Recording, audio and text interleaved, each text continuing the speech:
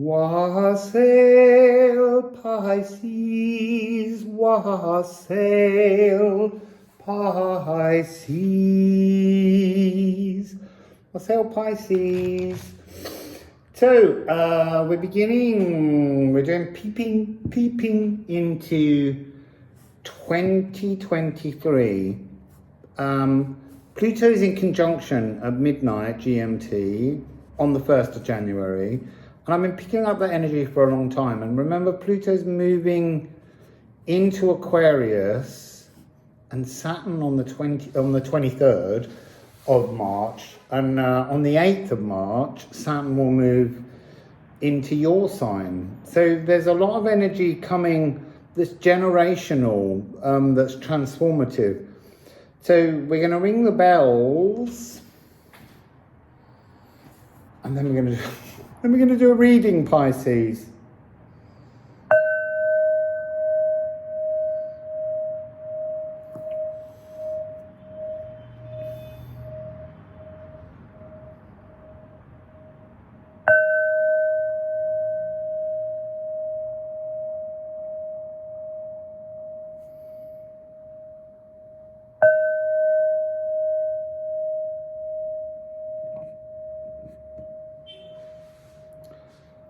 That was really interesting.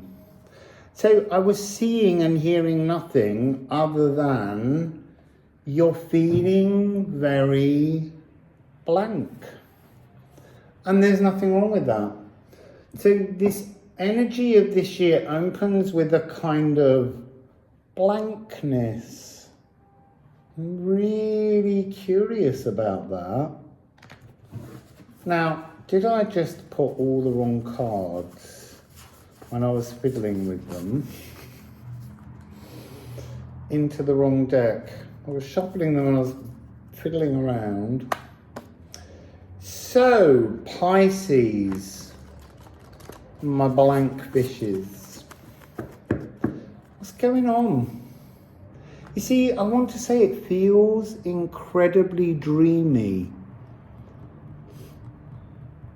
and calm. So,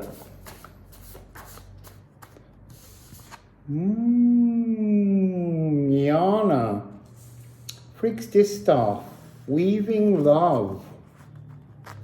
Pluto's weaving love for Pisces. Pluto's supporting love. And then fail, the 8th of fire. You're being cleansed. You're being cleansed of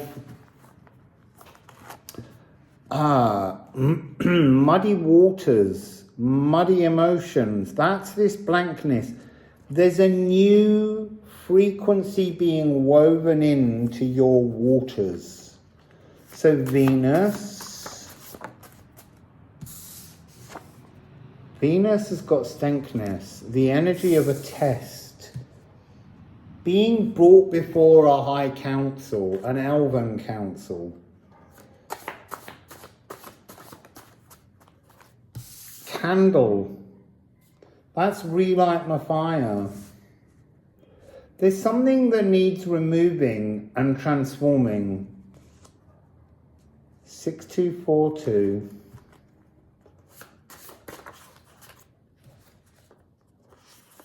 6242 Hang True Review. There's a sense of poetic justice and then this new ability to extend into the world. So this blankness is it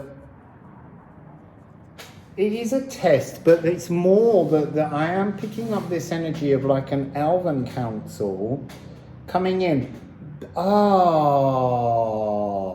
So in the next year, this year and the following year, there's a battle and rage that begins to rage between Capricorn, which is where Pluto is now, and Pisces, the need to release and renew. And at the moment, that frequency will feel a bit blank because it's growing in power. You are growing in power. A bit like Aries was. Aries becomes the dominant energy in the next 3 years. But this is about a kind of growing need cosmically to review the world in which we live and release energies through daydreaming, through the magic of Pisces, through that ability that you have to see things so differently. So I'm going to also ask about Neptune, who is in your house. Neptune's part of this emotional bleeding out that will free you, that will make you run wild. Ur and Lecce.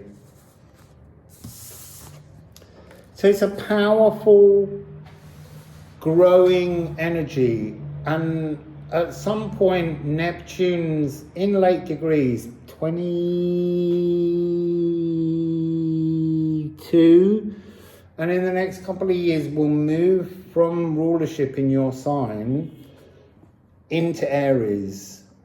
And Aries, Saturn, Neptune and Jupiter will all transit through Aries. That's why Aries power's grown. But for the moment, the growing power is the need to release the past, traditions, nostalgia.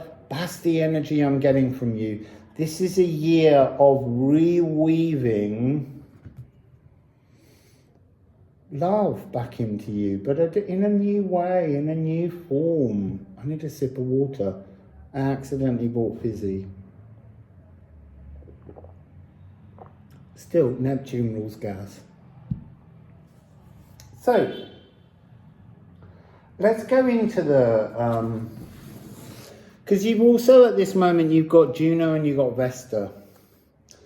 Also in your sign. Merging, that's very Yana. And Juno's coming towards a kind of conjunction, is a conjunction.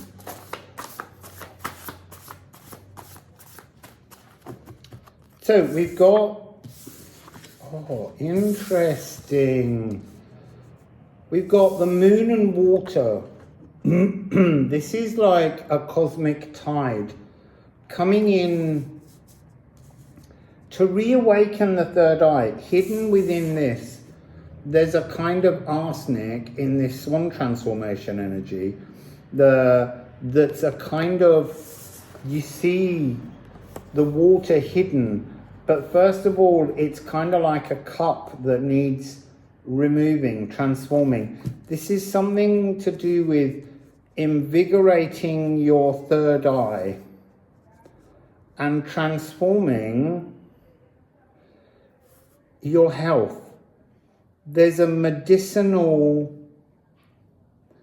frequency that's so microscopic now in your blankness, but again, this is this growing power of Pisces to release, to let go, to bleed out so that you can stop the bleeding and control the new emotional truths, to be the nurturer.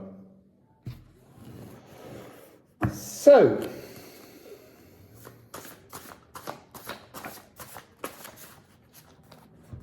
Moon in Cancer, bringing emotions home.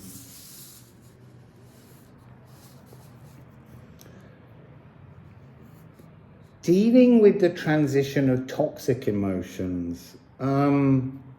Nurturing, protecting. I'm getting this energy where you are nurturing the transformation of the collective.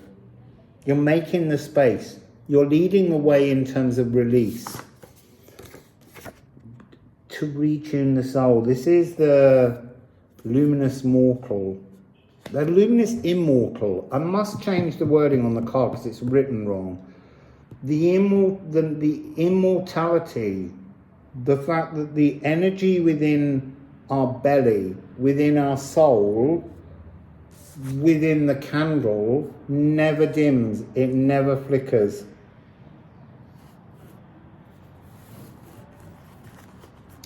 Ceres is in Libra and it's house 12. At this moment, as the year begins, again, releasing the grit from the soul, transforming, taking the earth out, the heightened earth, the earth that's been so uncomfortable, the earth that's made you the best daydreamer. It's time to shed that now. I'm not taking that on. What else would you like to share with Pisces about the coming year? What else would you like to share with Pisces about the coming year? What else would you like to share with Pisces about the coming year? So, it's a lot of cards. It's a lot of cards. It's a lot of cards. So it begins with Aquarius and Moon in Aries. This is about, well, the whole thing's about that. This whole line is about how your ability as House 12 is to move and shift and push everything towards the emotional beginnings for this epoch of Aries that's beginning, the Age of Heroes. You're being given a control and understanding of sacred geometry, secret wisdom. I mean, you know, in the past you could say you daydream too much, but now that daydreaming is going to prove its value. It's going to show you how to witness the transformation that's needed through everybody, but you're going to push towards moving everything into Aries, because you're pushing your understanding of emotions and love towards Aries. Your Vesta is in, you're bringing that energy of Vesta and pushing that inextinguishable flame, that soul flame, the luminous immortal. You're pushing that frequency towards Aries. You're acting as the ability to, like a bridge, a world bridger or a house bridger, something that shows the way shower. You're being given that chance to demonstrate how to release and renew. That's you. I want to say it's like a superpower you've got. It's dealing with all that is rusted, all that is broken, all that is like so things at the bottom of the sea, like a shipwreck, will get covered in all kinds of carbuncles, what's the word I want to use there? You know, like mussels and other shellfish and sea life. You're the one that can clear it off. I was getting that energy right at the beginning of Ran and Her 9 Daughters. That's come up in another reading, I think, recently. But there is this frequency of the controller of the waves of, I wanted to say solution, the waves of solution, the waves of transformation, the tides of time are currently in your hands to deal with things on behalf of the collective. Remember, Saturn is moving into your sign on the 8th of March. And that's going to push for structural changes, emotional changes, philosophical changes, and you can move those energies through. this is interesting because they're coming across as Rana Energia, but they're also coming across as a combined heart energy, as the consciousness heart of Venus and the physical heart of Saturn in the real world. That ability to hear pain, absorb pain, release pain, you demonstrate that, you show the world that. That's your gift in the coming year. Really strong to begin with that kind of cosmic coupling of Venus and Saturn. And Venus will come into a conjunction with Saturn. I don't know when that will be, but it's coming.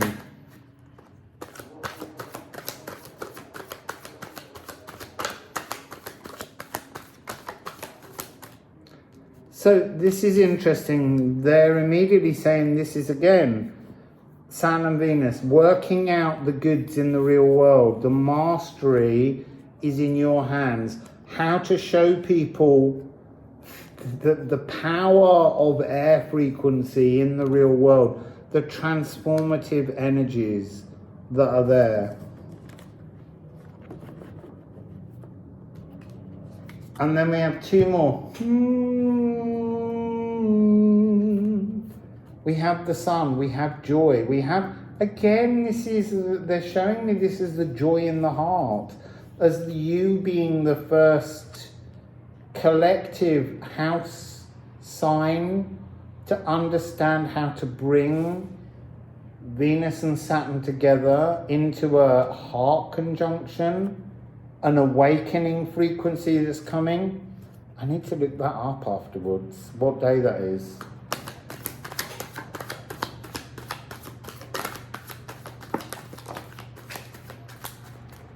So, this is massive energy. You are working to lead the way on a huge transformation of people's hearts. Ace of Batons, a new sense of how, you've got the Ace of Wands, but how when you blow the truth through the heart, the passions renew, and this is about bringing them into the real world. She's coming across as a kind of Titania, sort of queen of the fairies, the energy behind the real world, the animism that sits there. So, give me a second. Let me see if I can find quickly or whether it's slowly.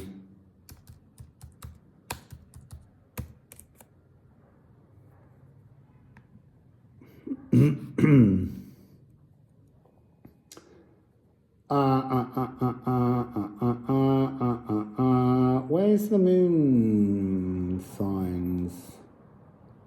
Monthly astro calendar. I don't usually go in this way because I do it on a different thing.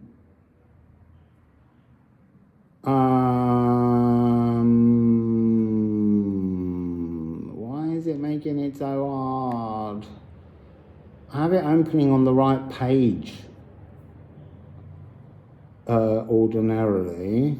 Current planets. Not what I want. Not what I want. Birth chart report. No. I'll have to do it later and find out. But I need to know when that is. Someone will leave a message. And I'll try and leave a message when I post it. I say that I need to remember to make notes because when I did a couple of readings earlier, I forgot to write anything down. And they've already slipped out of my consciousness. I feel like I need to put this golden light energy of the combined heart, the aquamarine, I want to say. Maybe that's why you're picking it up first. It's a very cosmic sea colour. It's the energy with which the Empress brought life to the earth. Aquamarine ray.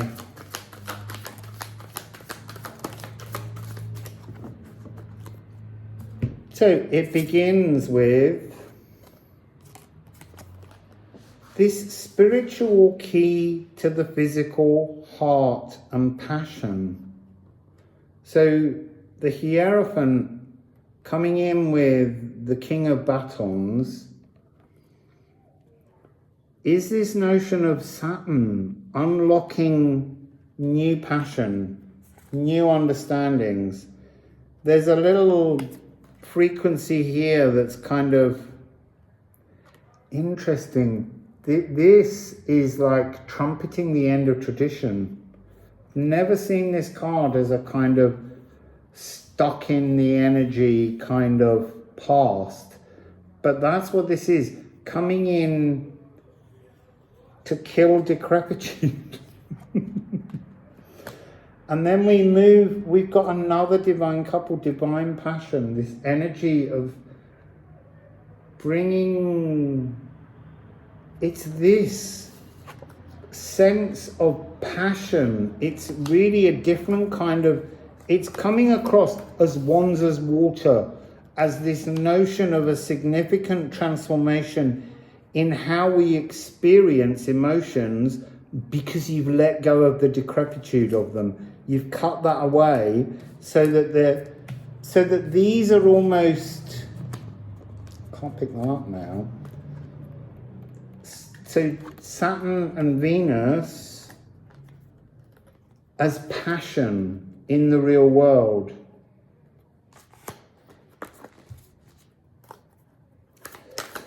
So Pisces.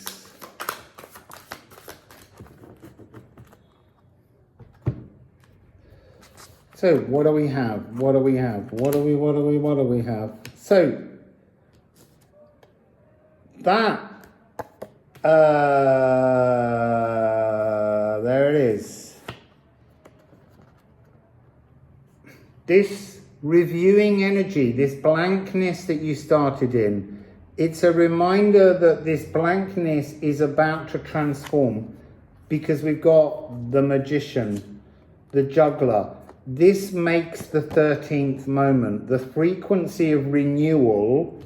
And then this is coming across as, again, this kind of celebration of bringing the heart into one frequency, working with both halves of the energy of love. So understanding the nurturing side of love, nurturing, and understanding the pain-absorbing energy, that I'm kind of being drawn to this transformation, because that swan transformation takes place within your emotions. And there's something here where I'm getting the sense of, again, the energy of the seat of the soul, but being transfigured through some kind of emotional third eye increase. This is like the wedding of the heart. I don't mean a physical wedding, but it's like the biome is expanded. Maybe that's what these are. This ability to link love and passion into the human form will be the thing that transforms. That's this sacred arcana knowledge that's coming through as you drive everyone towards this new nodal destiny, this period of the rise of Aries. But first, you rise. You are the coming powerhouse in this story. So, that was exciting. I did get a bit overexcited there, sorry. So, Wassail, beautiful Pisces.